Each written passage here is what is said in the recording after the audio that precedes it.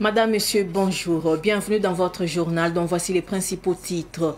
Évaluation des ministres. Malgré un taux de réalisation de 88%, le Premier ministre Rim Talba Jean-Emmanuel Ouedraogo appelle à redoubler d'efforts. Vous l'entendrez dans cette édition. Les salles de cinéma au Burkina Faso traversent une crise. Elles sont confrontées à une baisse de fréquentation et à de sérieuses difficultés financières. Plusieurs sont laissées à l'abandon en état de délabrement, voire définitivement fermées, comme celle de Patte d'Oie depuis plusieurs années. À moins de 10 jours du FESPACO, cette situation reste une préoccupation. Nous en parlons dans ce journal avec le gérant de la salle de cinéma de Patte d'Oie. Comme je le disais tantôt, le Premier ministre Rim Talba Jean-Emmanuel Ouedraogo se dit globalement satisfait des réalisations des évaluations des ministres la semaine dernière à la primature sur la base de leur contrat d'objectif 2024. Le taux moyen de réalisation est de 88%. Pour le chef du gouvernement, il est encore possible de faire plus et d'aller vite pour la réalisation des besoins des populations. Voici son intervention. On a une performance globale générale autour de 88%, un peu plus de 88%, ce qui signifie que les lignes ont bougé au cours de l'année 2024. Il y a eu des actions positives qui ont été menées, il y a aussi des réformes importantes qui ont été donc opérées, mais bien sûr, il n'est pas question de verser dans l'autosatisfaction parce que les légitimes aspirations du peuple burkinabé sont énorme et bien sûr les attentes sont importantes. Il faut qu'on travaille véritablement à être à la hauteur de ces aspirations et surtout à être à la hauteur des orientations du chef de l'État. C'est pour cela que les ministres sont répartis avec des instructions en termes donc de mise en œuvre, de poursuite de la dynamique qui est enclenchée au cours de l'année 2024, de les amplifier au cours de l'année 2025 avec pour mot d'ordre la recherche de la célérité et de l'efficacité. Parce qu'au-delà des chiffres qui sont affichés en termes de réalisation des contrats d'objectifs, ce que les populations demandent, ce sont des résultats concrets en termes d'impact sur leur quotidien.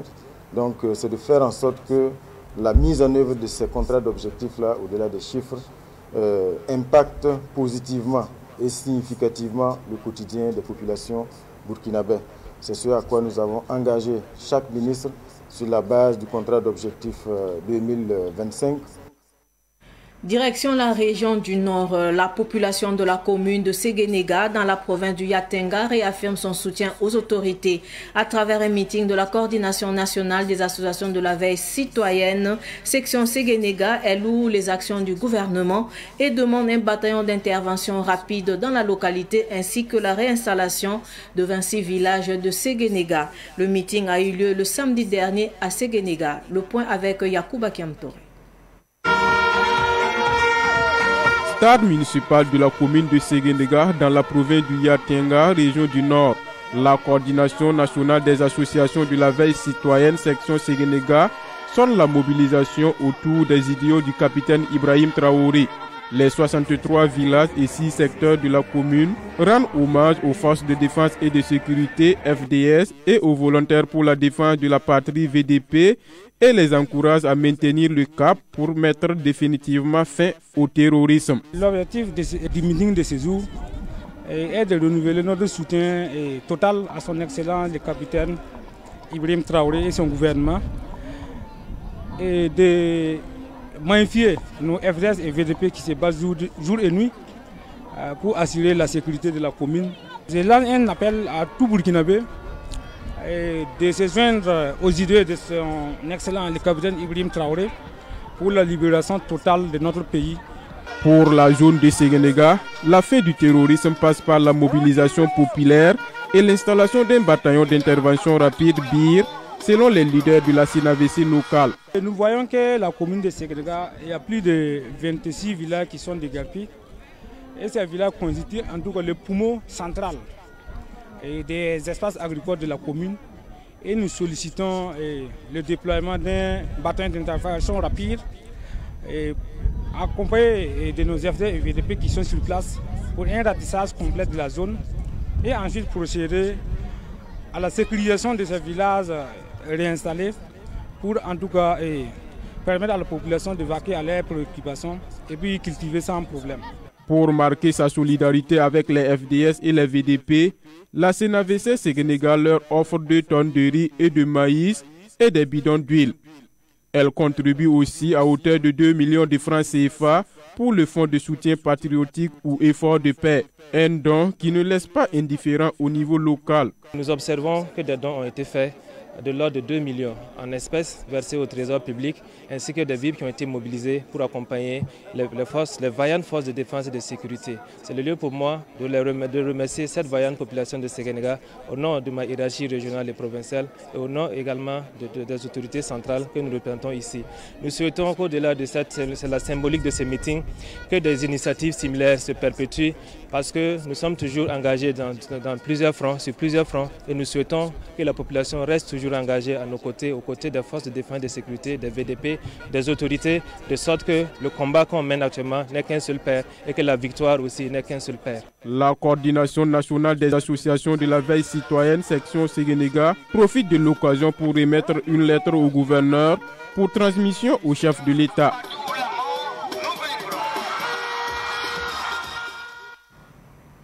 Tout autre sujet à présent, le groupe Sana Voyage était vendredi dernier dans les locaux de Curieux Média à Samtenga à la sortie nord de Ouagadougou. Une visite qui renforce le partenariat entre les deux structures. Abdoulaye Kinda, reportage.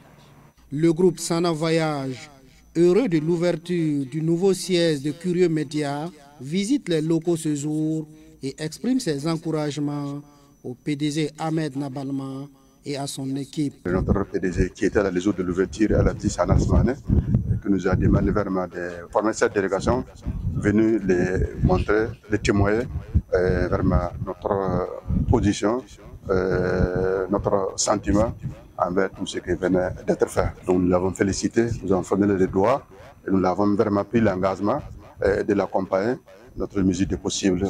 Et surtout, quand les besoins se font sentir, on va rester à ses côtés pour que vraiment les objectifs qui est visé pour la création de ces joyaux puissent être atteints sous temps fait, Inch'Allah. Le directeur de publication du journal Curieux d'Afrique et PDG du groupe Curieux Média, satisfait de la visite, annonce par ailleurs la signature d'une convention de partenariat entre les deux partenaires. C'est un sentiment de joie, un sentiment de fierté. Il y a donc en prélude une signature de convention entre Curieux Média et groupe Sana Voyage. Donc je dirais donc que je suis comblé ce matin. Nous travaillons déjà, mais je pense que ce partenaire peut bel et bien accompagner notre groupe de presse à travers donc les signatures de contrats d'abord. Et nous allons travailler à faire connaître davantage Sana Voyage, parce que c'est l'une des meilleures agences de voyage au Burkina Faso, et ça, on peut le dire. Donc, nous allons travailler beaucoup avec ce groupe. Elhaj Ahmed Nabalma ajoute que les portes du groupe sont ouvertes à tous les partenaires potentiels. Nous disons que Curieux Média est né pour tout le monde. Que vous soyez un employeur ou un employé, Curieux Média est ouvert pour vous. Si vous voulez recruter, venez, nous allons vous aider à avoir des employés. Nous avons les moyens, tant techniques que humains, à vous accompagner, à recruter pour vous, à mener des enquêtes de moralité pour vous trouver la bonne personne. Donc, à tous et à toutes, Curieux Média est ouvert pour vous tous. Une visite guidée des locaux de Curieux Média a mis fin à la visite. Intéressons-nous à présent à la littérature. Le roman Soir d'ombre sur l'université a été présenté vendredi 14 février dernier dans la salle de conférence des Archives nationales de Ouagadougou. Cette intrigue policière écrite par Alima Niessien aborde la violence conjugale, la vie estudiantine et bien d'autres thèmes. Retour sur la présentation du roman avec Madinatou Edraogo.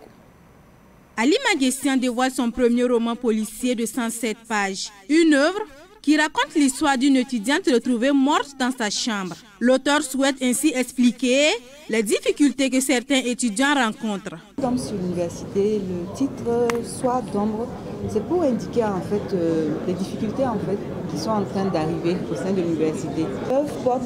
C'est une enquête de police qui est menée en fait sur la disparition d'une jeune étudiante qu'on a retrouvée morte dans sa chambre. Donc quand on parle de soir d'ombre, c'est une ombre en fait qui annonce les difficultés qui arrivent sur l'université, c'est-à-dire l'enquête qui est menée avec tenants et ses aboutissants, avec des rebondissements au cours de l'enquête. Voilà. Cette première œuvre de Ali Manguessian vise à inviter la jeunesse à faire de bons choix. C'est une façon en fait d'interpeller tout le monde, pas forcément les filles. C'est un genre, les filles et puis les hommes, bon, les hommes sont les protecteurs des femmes. Donc c'est important aussi que tout le monde se sente concerné par les situations qui sont entre autres évoquées dans le livre. Voilà. Bon, je dirais, faites le bon choix. Faites le bon choix dans la vie. Il y a des situations qui peuvent vous arriver. Et il est important de savoir préserver sa dignité face à certaines difficultés qui se présentent face à nous.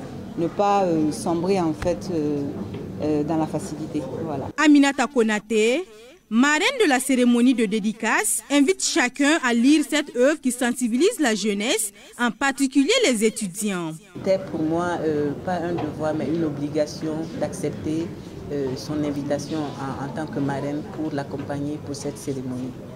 Je ne vais pas rentrer dans le détail, mais je vous avoue que vu la qualité de la personne qu'est Halima, pour moi c'était vraiment, comme je vous dis, un honneur de la soutenir et d'être là aujourd'hui avec elle. De façon générale, je retiens une invite de la romancière à l'endroit de tout le monde, des hommes, des femmes, et surtout des jeunes filles qui sont souvent dans des situations difficiles et qui sont dans l'obligation de faire un choix de vie. Soir d'ombre sur l'université est disponible à la librairie Mercury de Ouagadougou. La suite du roman sera présentée à la presse très prochainement, selon l'auteur, par ailleurs comptable de profession. L'Église catholique du Burkina Faso célèbre cette année le 125e anniversaire de l'évangélisation au Burkina Faso. Une célébration qui referme ses portes avec une messe d'action de grâce. Des milliers de chrétiens, des autorités gouvernementales, coutumières et religieuses ont pris part à la cérémonie de clôture hier dimanche sur la colline mariale de Yagma. Plus de précisions avec Ahmed Joël Comporé.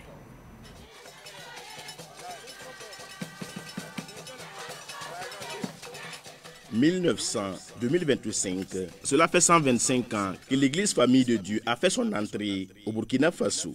Pour la petite histoire, ce sont les pères blancs du cardinal Charles Martial Lavigérie qui ont implanté la première mission évangélique à Koupéla, dans la province du Kouritinga, région du centre-est. Une histoire rappelée sous forme de théâtre bien avant la célébration eucharistique.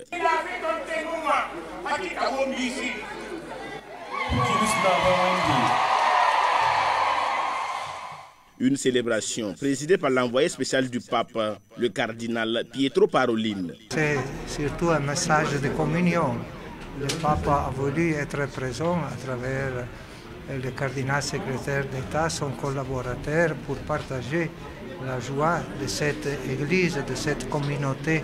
Mais l'assemblée que nous avons vue ce matin est déjà un signe d'espérance d'une foi très forte. C'était l'impression que j'ai reçue. Des milliers de fidèles chrétiens sont venus des différents diocèses du Burkina pour rendre grâce à Dieu. Je retiens qu'il y a des pionniers de l'évangile qui ne se sont pas ménagés afin que le nom de Jésus-Christ soit connu, afin que l'évangile soit porté aux nations. Nous devons continuer à annoncer l'évangile. Le Seigneur l'a dit, allez dans toutes les nations et faites ça ici.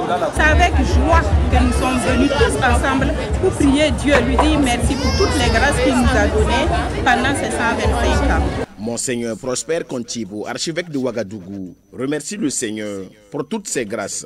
Nous disons merci au Seigneur compte tenu de ce que nous voyons et nous confions le reste des années puisque nous cheminons vers la célébration de notre jubilé. Une délégation gouvernementale avec à sa tête le Premier ministre a fait le déplacement de Yagma à l'occasion de cette messe de clôture du jubilé des 125 ans de l'Église au Burkina. Nous souhaitons que toutes les prières qui ont été formulées à l'occasion de cette grande célébration puisse donc voir grâce aux yeux du Seigneur pour le retour de la paix au Burkina Faso, pour le retour de la paix au Sahel et surtout pour l'épanouissement des populations. La célébration du jubilé de 125 ans d'évangélisation au Burkina a débuté le 22 janvier dernier à Koupéla. Elle s'est tenue sous le thème Église Famille de Dieu au Burkina, 125 ans d'évangélisation, bilan des options pastorales et perspectives pour un nouveau départ.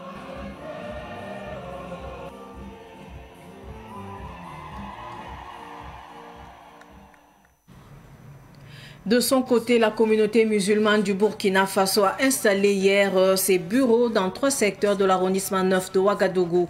Il s'agit des secteurs 37, 38 et 40. Les différents présidents ont promis de travailler pour la cohésion sociale et l'entente au sein des fidèles musulmans. Abdoulaye Kinda revient sur les temps forts de la cérémonie.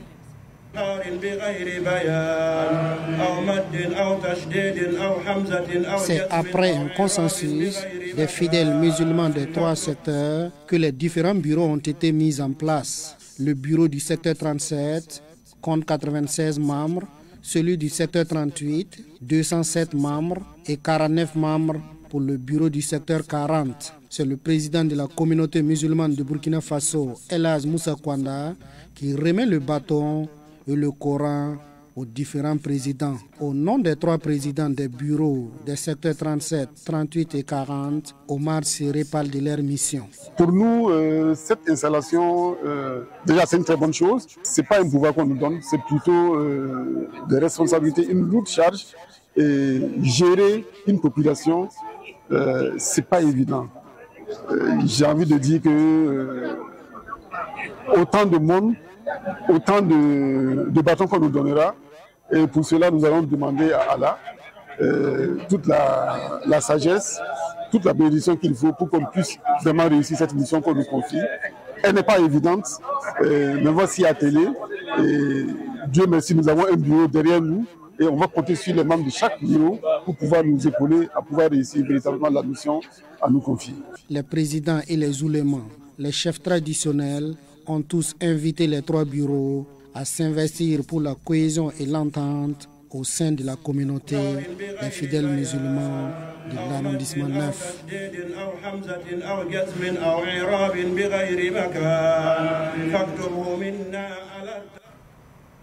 Je le disais également en titre, à moins de 10 jours de l'ouverture de la 29e édition du FESPACO, le problème des salles de cinéma à Ouagadougou se pose avec acuité, en particulier dans les zones périphériques. Daouda Yamego, notre reporter, est allé à la rencontre du gérant de la salle de cinéma de Patte d'Oie, une salle de cinéma fermée depuis 11 ans. Si le FESPACO est une vitrine exceptionnelle pour le cinéma africain, il n'en demeure pas moins que les infrastructures locales peinent à suivre le rythme. De nombreuses salles de cinéma mettent la clé sous le paillasson les unes après les autres, notamment à la périphérie de Ouagadougou. C'est le cas de la salle de cinéma de Patte d'Oie qui est devenue l'ombre d'elle-même depuis le 9 décembre 2014. On a organisé le concert de l'artiste Filovi en 2014.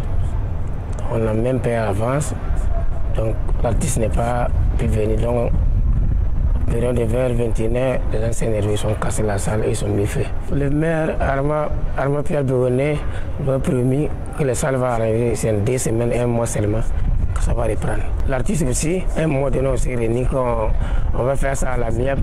Je suis parti voir mon avocat, il dit qu'il n'y a pas de problème. Lui aussi, 0, rien n'était fait.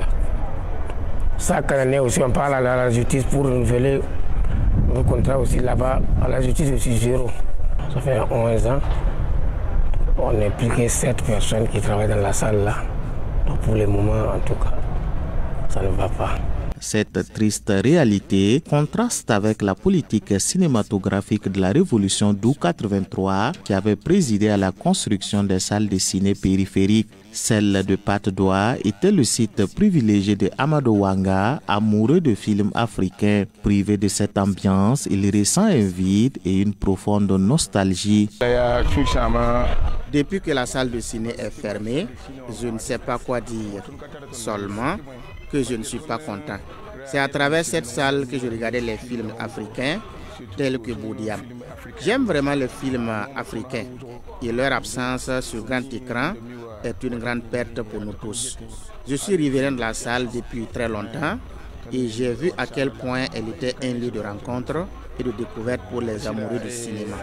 Je demande aux autorités de travailler pour la réouverture des salles fermées au Burkina, car c'est vraiment un canal que nous pouvons utiliser pour promouvoir notre culture. Même son de cloche sur le responsable des jeunes du quartier de Padoua. Pour lui, cette salle abandonnée constitue un manque à gagner important, car elle servait de cadre de rencontre pour les jeunes et de carrefour d'activités culturelles pour les lycéens. Actuellement, là, les jeunes de Padoua sont en train de souffrir, puisqu'ils se rencontraient ici. À part de films, là, même, ils venaient ici même pour les autres activités. Même les élèves, s'ils veulent faire leur rencontre, c'est ici. Nous, on les donne comme ça. Bon, maintenant, les enfants ne savent pas où aller maintenant. Bon, en tout cas, actuellement, le jeune de Padoua souffre à cause de ça, les ciné de Padoua. Las d'entendre une hypothétique solution venant des autorités, les jeunes du quartier se sont cotisés pour remettre en place les ouvertures de la salle de ciné, refusant de voir ce lieu abandonné devenir une ligne de voleurs. Comme c'est cassé maintenant, le volet est en train de passer, ils sont en train de faire le réunion ici pour faire le mat des ans. Donc nous aussi on a décidé, bon c'est ça, on va faire comment pour que le volet ne soit pas ici. Nous aussi on l'a dégagé. On a fait l'union, on a cotisé l'argent, on a bouclé le porte là qu'on avait cassé là. Et puis nous aussi, on est en train de causer ici et puis pour sécuriter le quartier là quoi.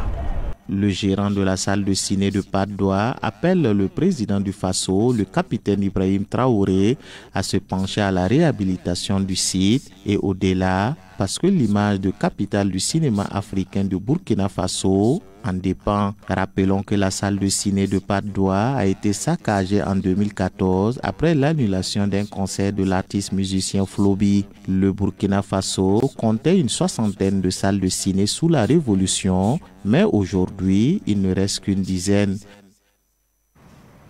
Information sportive avant de clore ce journal. Canal Plus Burkina a réuni les passionnés du football le samedi dernier à Scotch Time Ouaga 2000. Ils ont suivi le match de la Bundesliga entre le Bayern Leverkusen où évolue Edmond Tapsoba et le Bayern Munich. La rencontre s'est soldée par un match nul, mais cela n'a pas entamé l'enthousiasme des supporters burkinabés. Les détails avec Sidiki Kabri. Les jeunes fans de ce club allemand ont affiché leur soutien indéfectible à leur idole Edmond Tapsoba. Pour Canal Plus Burkina, cette initiative permet de fédérer les énergies des Burkinabés autour de l'international burkinabé pour lui témoigner leur reconnaissance pour son rôle dans le rayonnement du football burkinabé sur la scène internationale. Nous avons initié cette soirée de diffusion spéciale pour la mise en lumière de Edmond Tapsoba qui joue au Bayern Leverkusen. C'était important pour nous de montrer la performance et le talent des Burkinabés qui émergent dans les clubs à l'extérieur. De son côté, le manager d'Edmond Tapsoba s'est dit satisfait des performances du défenseur qui s'est investi pleinement dans cette rencontre de haut niveau. La pression d'Edmond était bien, il zéro faute et puis zéro bien encaissé. Et puis 95% des ballons réussis, je pense que la prestation, et on n'a pas vu King, parce que tout le monde avait peur d'Annie King, il a pu neutraliser avec ça. Je le félicite vraiment pour son match, on aimerait voir les autres Burkinabés dans ce niveau. L'événement a été également marqué par la présence d'autorités administratives qui ont salué cette initiative.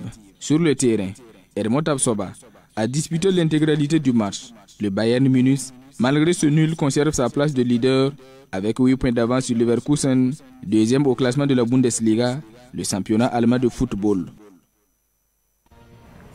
Ainsi s'achève cette édition d'information. Merci de rester fidèle au programme de Savane TV. Au revoir.